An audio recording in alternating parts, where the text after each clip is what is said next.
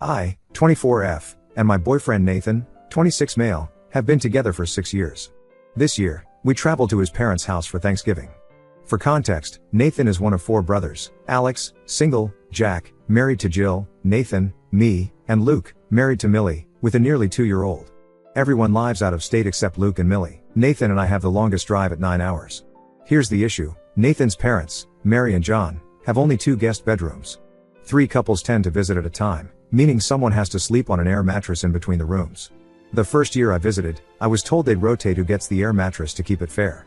But after 3 years on it, we were told it was now first come, first serve. Nathan's job doesn't allow much holiday time, so we're almost always last to arrive and stuck on the air mattress. While annoying, we understood, it seemed logical. This year was different. Nathan and I got Monday through Thursday off and would arrive first. I talked to Mary about how we were to finally get a bedroom, and she laughed, saying, "Yep, first come, first serve." Millie, who I've grown close to, knew we were thrilled about the prospect of getting a bed this year. She even decided to come early too so we could hang out, and we planned I'd take the twin room, and she'd take the queen. Here's where it gets frustrating. The day we left, I texted Mary our ETA. A few hours later, Millie texted me, saying Luke had spoken with Mary, who mentioned Jack and Jill would get the queen room and Luke and Millie the twin room, leaving Nathan and me on the air mattress again. Luke called Mary out, reminding her of the first come, first serve rule, but she suddenly claimed she never said that and justified her decision because Jack and Jill would be staying an extra day. For context, Jack and Jill were arriving a day later than us, so this reasoning felt like an excuse. When we arrived, Nathan brought up the rule again, but Mary got defensive, claimed she didn't remember ever saying it, and refused to budge. I said several sarcastic comments as I felt this was really unfair. I pointed out rules are rules, until they didn't serve Jill. And that we always do it a certain way until that means Jill has to take the air mattress and she could come up with any justification, but that doesn't make it fair. I even pointed out it's silly for us to now have to board out dogs, and drive 8 hours before anyone else got here just to change the rules now. She had plenty of time to bring this up with our many conversations leading up to this. She became increasingly sassy about the situation, leaving us feeling defeated and, frankly, a little targeted. Ida for speaking up over thinking Mary unfairly changed the rules to suit Jack and Jill, and that we're always stuck with the short end of the stick. Update 1. Later Monday night, Nathan spoke to his mom, and we did get the bed for the one night before Jack and Jill arrived. Initially, it was only offered for us to move the air mattress into the queen bedroom for the night, but Nathan pointed out that we were being made to sleep on an air mattress when a bed was readily available. The next morning, Nathan had to run errands where we used to live before we moved. While he was gone, I washed the sheets and remade the bed, even though Luke and Millie told me I didn't have to wash them, just remake the bed. While everyone in the family is very clean, Mary always insists on washing the sheets between visitors, so I did it out of respect for her preferences. Millie and Luke even offered for us to take their bed, but honestly, it wasn't just about the bed. It was about the promises that were made and then retracted, despite these rules being in place for years. It was also about the gaslighting and the fact that Mary didn't tell us ahead of time, even though there were so many chances to do so. As close friends to Luke and Millie, I didn't want to put them in the position of being uncomfortable on the air mattress either. While I've never had a child myself, I know your body isn't the same afterward, especially your back. We ultimately agreed to move the air mattress into Luke and Millie's room since they had a heater, and it gave us a little bit of privacy. We tried to make the most of the holidays and enjoy our time there despite everything. Later, Mary mentioned plans to get 2 pull-out couches, one for the area between the rooms and one for the twin bedroom. While this was thoughtful, it still didn't address the issue of changing the rules to suit others. Mary has already stated that we'll have a bedroom for Christmas, but if this promise is broken again, we won't stay at their house in the future. Nathan and I have decided that if we don't get a bed for Christmas, we'll stay in a hotel. We're still planning to go because it's Luke and Millie's son's birthday. For Thanksgiving next year, if there isn't enough room, we're staying home. However, Nathan and I are currently planning on getting a house, and Luke and Millie suggested that once we do, we could host Thanksgiving there.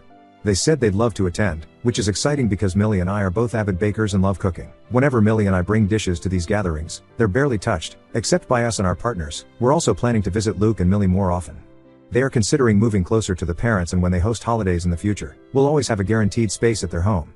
To address popular questions for info on the last post, Alex, he doesn't come for Thanksgiving. He only saves his days off for Christmas. Also, he has rarely gotten put on an air mattress, only once that I remember, and that was Luke and Millie's wedding.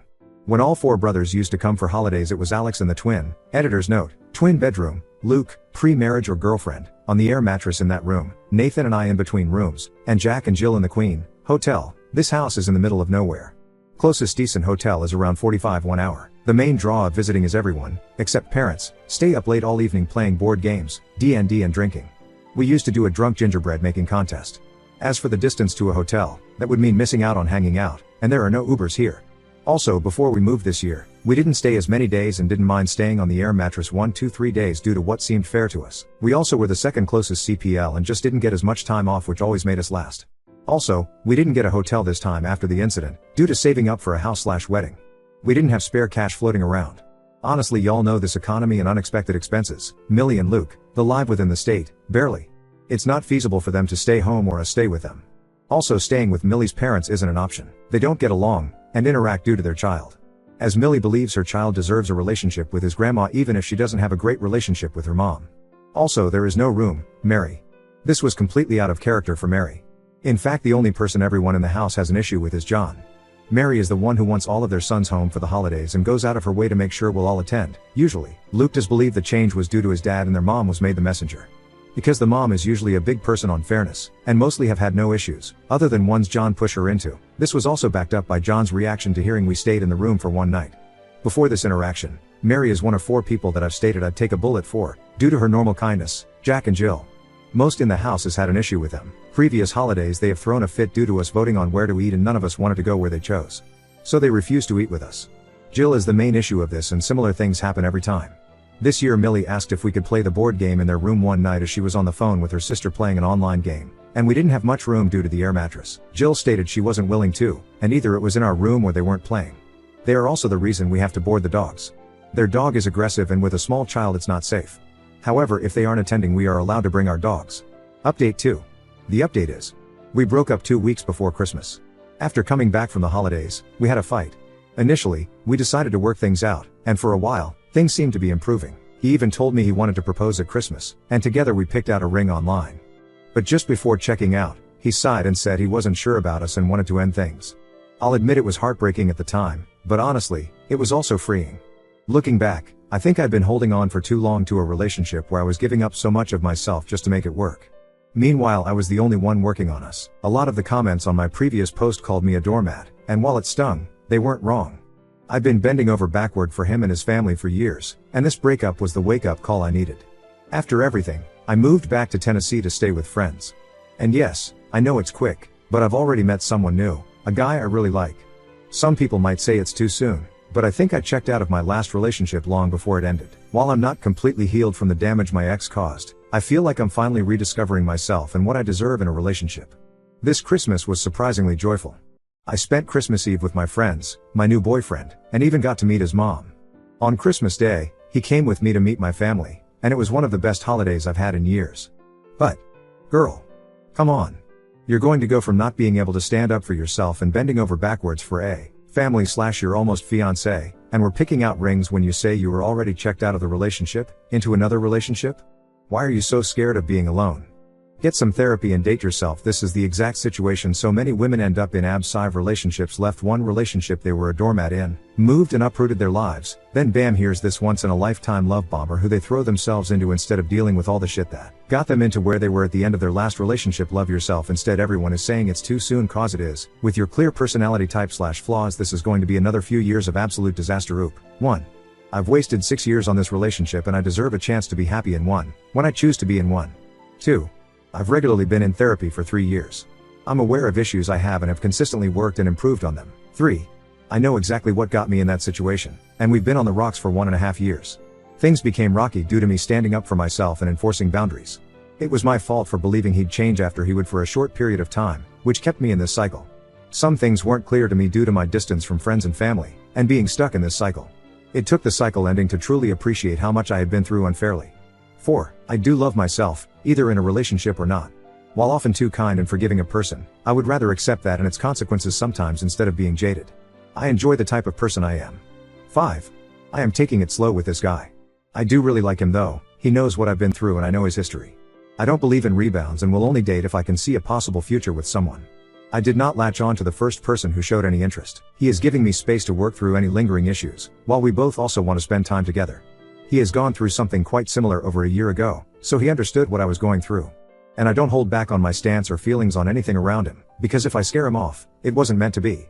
I also have a support system this time around to warn me of any red flags or issues I may be overlooking and are willing to step in and speak to me about it. We also have the same goals / outlook on life and want the same things in the future. 6. Your points are valid, and I can see where you are coming from. However, despite me trying to put a good amount of info in a text post, it'll never fully answer enough questions to see the full picture of things. I felt ready to move on quicker than most, but every person and situation is different. Everyone moves on at a different pace. I hope this situation ends well, but no one can ever guarantee that it's a chance I'm willing to take. My ex and I had a perfect relationship for 5 years. I'm not going to hold myself back and fear everything for the chance it may happen again. Now on to second story. Let my desperation for connection spiral into stalking, believing I was just being a nice guy, but ended up terrifying her. I am what you'd probably consider a textbook incel, not necessarily the women-hating type but the stereotypical young fuck-up kind. Socially inept, sexually and socially frustrated, immature, no talents, no friends, no job, barely scraping by, never had a GF yada yada, you get the picture. I'm 21 now but this story is from when I was 19. For some years now, about 5 or so, I've been on a negative trajectory. I started isolating from my friends during the beginning of COVID and never really recovered. I lost touch with all of them and basically lost the ability to connect with people.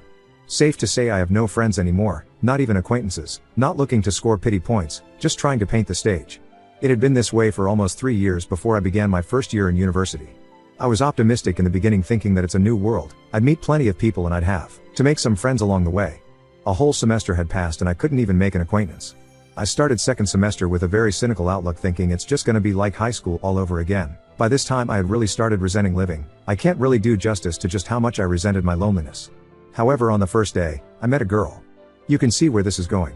She was very forward and clingy right off the bat. That is how I perceived it anyway. I'm not exactly an unbiased source but she just took a type of interest in me that nobody has in years. I appreciated that since I am not good at maintaining relationships, especially new ones. But like I said, I was pretty cynical from my first year so I figured she'll keep this up for about a week and then she'll realize how boring of a person I am and she'll move on and that'd be the end of that. Surprisingly, she stuck around. We almost spent all of our time on campus together. I got to know her more than I've gotten to know anyone else in years and she got to know me more than anyone else in some years. 1 month passed and I was overjoyed that this might actually last. She was asking me to join her classes and grab lunch after class and whatnot. I really can't do justice how much all this meant to me. It had been so long since I've hung out with anyone, let alone someone asking me to hang out with them. This is honestly the happiest and the only happy memory I have in 5 years. Over the course of the next few months, she started asking me to do little favors for her, nothing major, just every now and then. I didn't mind at all. Like I said, she was like the best thing that had ever happened to me. For the first time, I was truly happy. Over time they became more frequent but whatever, I do anything for her. I'm not saying this to paint her in a bad light, the importance of this detail will become clear later on. So far, we were only friends really. I've always wanted a girlfriend but I figured she's probably not into me that way which I didn't mind, beggars can't be choosers. But over time, I started to feel like maybe she was into the idea. Small little cues like calling me cute and asking me if she made me nervous. One time she told me she wanted me to take me somewhere and she walked me to this desolate little pond and told me every time she comes there's people kissing. I thought that was a strong message that she wanted me to kiss her. I was probably going to but a raccoon started chasing her so we had to leave. I didn't really mind though, I wasn't in any rush to get physical. But I saw that event as a sort of pivotal moment in our relationship from where I stopped treating it like a friendship but more so as an innocent mutual crush kind of thing. Looking back, maybe all of this could have been avoided if only I had just clarified my thinking. Regardless, months went by and I fell harder and harder for her. We were talking every day, I'd go as far as to say, we were close friends at the very least. I had never been so happy in my life. I didn't even know it was possible for me to be so happy. I wanted to make it official before the semester ended since we wouldn't see each other during the break as we lived in different cities. But life got in the way and she couldn't meet me. I asked her to stay after the exam so I could tell her but she said she had to go home. I was slightly annoyed since I'd always make time for her regardless of how much it interrupted my schedule but whatever, I didn't want to pressure her and risk scaring her away but I really wasn't excited about the prospect of having to wait 4 months to tell her given I didn't want to do this over text or phone call but I figured we'd probably stay in touch, and I could probably hit the ground running the next time I saw her. I was wrong. We were talking every day and then just like that. Nothing. I waited assuming she was probably busy, but after school ended, I never received any kind of communication from her whatsoever.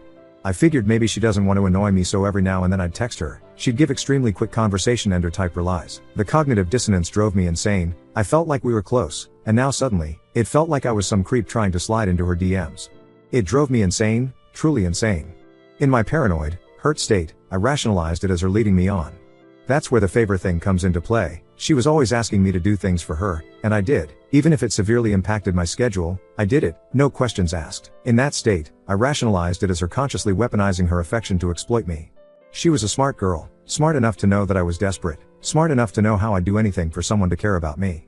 So she made it seem like she did and I'd do whatever to keep that. It all came to a breaking point in the middle of the vacation when I confronted her over text and she seemed rather indifferent to the fact that I was as upset as I was, and then came one of the single, most embarrassing, shameful moments of my life. A full-fledged nice guy meltdown like so many you've seen are / nice guys or whatever. I wasn't vulgar about it, but it was the single most pathetic thing I have ever done in my life.